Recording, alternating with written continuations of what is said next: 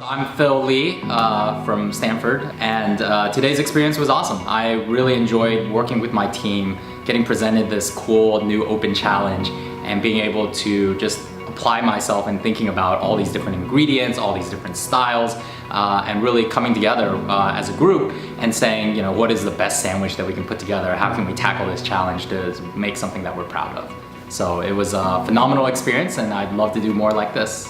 Design thinking, I think, is amazing when you apply it to cooking, because you start thinking about cooking from a whole different angle, and again, it's less rigid and it's a lot about thinking about each different ingredient, each different method, and saying, well, you know, if I take away the constraints of saying this goes before that, what can I do with that? And how can I think about different flavors and experiences that I want to create and deliver to the end customer? And I think that when you do that from a design thinking approach, you really start coming up with all these new ideas that, you know, you just start seeing all these new designs, shapes, flavors come together that you just don't ordinarily experience at a bunch of shops out there.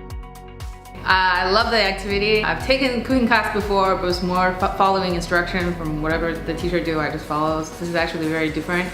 It's more focusing on creativity, which I really enjoy. I never had this experience before, so I love it. Eating, for me, as a consumer, is actually not about filling the stomach. We sometimes go to some kind of restaurant just for the experience, and I think it's really becoming a lifestyle. That's why I think it's very important to actually focusing on the stories behind the food that you're cooking, and thinking about the experience, you know, instead of just filling the stomach. But as a consumer, when I sit, you know, at the table, seeing the food, experience the food, cut the food and eat it. So I think applying this kind of design thinking actually makes a huge amount of sense for amazing restaurant and also for this generation's chefs.